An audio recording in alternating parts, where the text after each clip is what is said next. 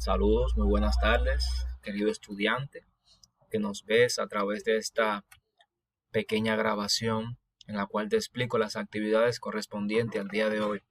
Hoy vamos a trabajar el día 4 con la actividad número 7, entrevisto con mis propias preguntas, ubicada ubicada en el cuadernillo en la página 21. Puedes ir ubicándote. Recuerda que, como siempre, vamos a trabajar en nuestro cuaderno de trabajo, un cuaderno que tú has preparado, y vas a escribir la fecha y la actividad que vas a trabajar.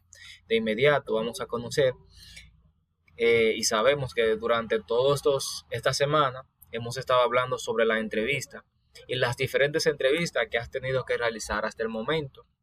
Hemos realizado 2 entrevistas. Hoy vamos a finalizar con la tercera entrevista. Entonces, en esta actividad es para realizar la entrevista con las preguntas libres que tuviste preparando los días previos.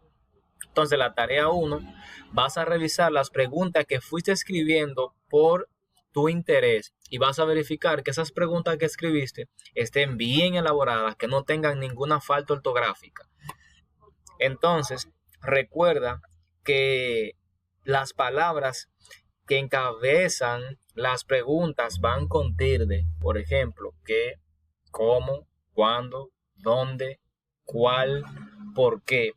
Recuerda siempre colocar los signos de interrogación porque son preguntas y debemos tener eso en cuenta al momento de elaborar las preguntas para nuestra entrevista. En la tarea número 2, te vas a preparar para la última entrevista, la tercera entrevista, siguiendo lógicamente tu lista de preguntas.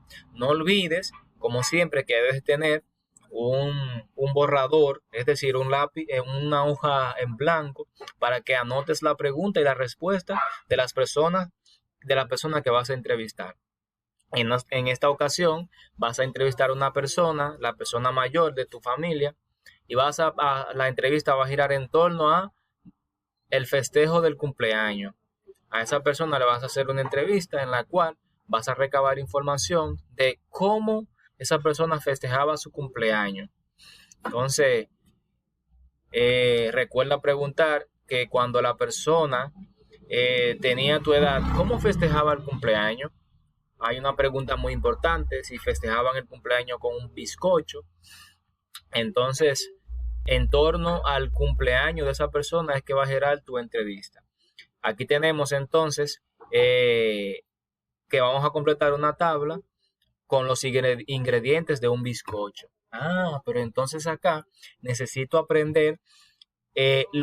necesito implementar lo aprendido en la televisión en el área de lengua española de la receta. ¿Lo recuerdas? Pues entonces vamos a dirigirnos a esa pequeña explicación. Aquí tenemos, ¿recuerdas la receta que se explicó en la TV? En el día de hoy aprendimos sobre la receta y sabemos que la receta es un texto instructivo que indica cómo debemos hacer un determinado platillo. Para elaborar una receta debemos tener en cuenta 2 aspectos muy importantes. El número 1 es la cantidad de personas a la cual vamos a servir el platillo. Y número 2, los ingredientes que vamos a utilizar. Es necesario saber la cantidad de personas que van a comer el platillo para identificar la cantidad de ingredientes que vamos a utilizar. Una vez que identificamos estos aspectos importantísimos, procedemos entonces a buscar los ingredientes necesarios para elaborar nuestro plato.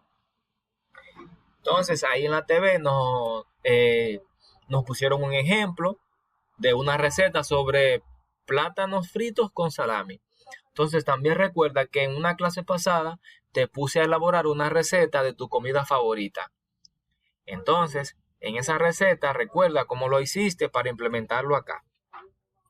La receta, según nos explicaban, ya como dijimos, un texto instructivo perteneciente al área de lengua española, y sabemos que los textos instructivos tienen el propósito de orientar y guiar las acciones de las personas para realizar una determinada actividad, en este caso, una receta.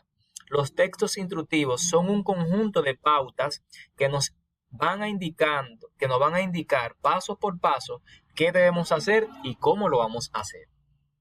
Entonces, la receta nos sirve para ¿qué? Para indicarnos paso a paso qué vamos a hacer y de la manera que lo vamos a hacer. Entonces, sabiendo esto, vamos a seguir explicando también. Es necesario que expliquemos también las fracciones. Antes de volver al material, las fracciones, recuerda lo que tratábamos en las fracciones. Decíamos que una fracción es un número entero, un número cualquiera, que se obtiene de dividir un número entero en partes iguales. Por ejemplo, cuando decimos una cuarta parte de la tarta, estamos dividiendo la tarta en 4 partes iguales y consideramos una de ellas. También cuando vamos a la pizzería, por ejemplo, una caja de pizza que tiene 9 pedazos, de esos 9 te comen 3. Ahí también utilizamos el tema de la fracción. Entonces ya sabemos que las fracciones matemáticamente se representan por números que están escritos uno sobre otro y que se hayan separado por una línea recta horizontal llamada raya fraccionaria. ¿Recuerdas cuáles son los tipos de fracciones que vimos en la TV? Bueno, te lo voy a recordar. En primer lugar, antes de eso, vamos a ver entonces las partes que tiene la fracción. Una fracción se compone de un numerador, que es el número de arriba, que representa la cantidad de las partes que están sombreadas o que se han quitado del todo. Luego también tenemos el denominador. El denominador en este caso es el número de abajo. El denominador nos muestra en cuántas partes están divididos una figura, un todo, con lo que vamos a tratar. Recuerda también que en las fracciones los números se leen con su mismo nombre. La raya que divide a ambos números se lee como la palabra sobre. Esta línea fraccionaria se lee como sobre. Por ejemplo, si quiero nombrar esta fracción, diría que es 2 sobre 4, o también puedo decir 2 cuartos. Muy bien. Ahora sí podemos entrar a los tipos de fracciones. Ahí vimos las fracciones propias. Las fracciones propias son aquellas fracciones en que el numerador es menor que el denominador. En otras palabras, el número de arriba, este número de acá, el de arriba, es menor que el número de abajo. Recuerda que el numerador es el número de arriba y el denominador el de abajo, como te lo muestro acá. En este caso, 7 sobre 12, tenemos que el 7 es el numerador y el 2 el denominador. Siempre en las fracciones propias recuerda que el número de arriba, el numerador, debe ser menor que el número de abajo, que es el denominador.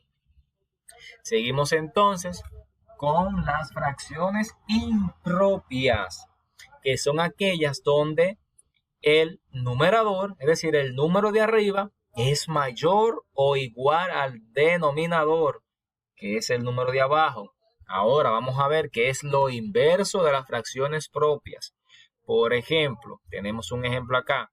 Decimos que el número de arriba, el numerador, es mayor que el denominador, es decir, el número de abajo, como te lo muestro en esta figura. El 15, que es el numerador, es mayor que el denominador, que es 10. A eso se conocen fracciones impropias.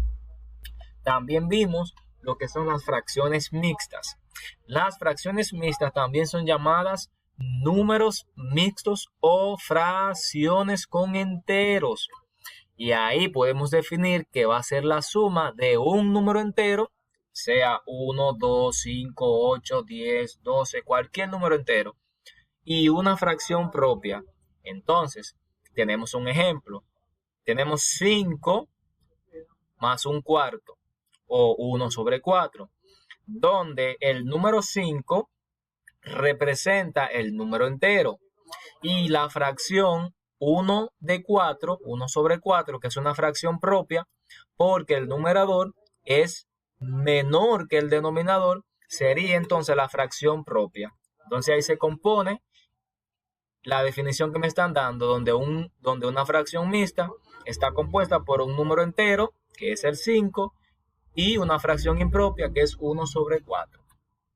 Ahí se cumplen esas reglas. Entonces vamos a volver al material, donde vamos a aplicar eso. Aquí tenemos la receta y las fracciones juntas. Entonces, ¿qué es lo que tú vas a hacer? Con el conocimiento que tenemos de la receta, vamos a ver y vamos a fraccionar. Aquí te dice que complete los datos del bizcocho. Los ingredientes, es decir, la receta para preparar el bizcocho, tenemos harina de trigo, polvo de hornear, mantequilla, azúcar, yemas de huevo, extracto de vainilla y jugo de naranja. Van a ser los ingredientes de esta receta para preparar un bizcocho. Entonces aquí me dicen las proporciones que necesito para mi bizcocho. Entonces, si yo tengo 8 porciones, para 8 porciones necesito media taza de harina de trigo, 2 polvo de hornear, medio cuarto de mantequilla, media taza de azúcar, y así lo voy haciendo. Entonces, para 4 proporciones, ¿cuánto necesito acá? Y es lo que lo voy haciendo. Así como están estos datos organizados, 6 porciones. Bien, entonces voy a completar cada uno de esos datos dependiendo la receta que yo vaya a utilizar. ¿De acuerdo? Eso lo vas a hacer directamente en el cuadernillo. Lo vas a hacer ahí mismo en tu cuadernillo. Entonces, una vez hecho eso, vamos a seguir. En la tarea 2, ¿recuerdas también que hablaron sobre los juegos tradicionales? Los juegos que se jugaban en la niñez de las personas adultas. Aquí te habla sobre y te pregunta que si conoces el trompo. El trompo es un juguete muy antiguo con el que jugaban y juegan niños y niñas de todo el mundo. El más conocido es el trompo de madera y tiene una punta de metal. Recuerdo que cuando yo jugaba con un trompo, lo hacía con una madera y clavo de acero. ¿Para qué? Para hacerlo girar. Entonces vas a preguntar a las personas que viven contigo si conocen el trompo y si jugaron con este trompo. Puedes hacer trompos muy creativos para regalar en un cumpleaños. Mira esta idea, te dan una idea de hacer un trompo tomando un cartón y un lápiz. Bien, también lo puedes hacer con tapas de botellones y un clavo, que también se hacen. Aquí te dan varias ideas de cómo tú puedes hacer tu trompo. Vas a hacer un trompo dependiendo de tu creatividad y vas a ir a la plantilla de seguimiento y vas a decir cómo hiciste tu trompo y los materiales que utilizaste. Recuerda seguir correctamente el tema de las fracciones y el tema de las recetas. Más adelante vamos a practicar y a seguir operando las fracciones. ¿Cómo podemos resolver fracciones? Más adelante. Espero que esto te sea de gran ayuda y nos vemos en la próxima. Recuerda que ya estamos finalizando la semana 3. El lunes sería el último día de la semana 3 para entrar a nuestra última semana y debes ir pensando en esta semana de cómo has trabajado. Recuerda que debes tener tu cuaderno al día y bien organizadito para entregarlo a tu maestro. Nos vemos hasta la próxima.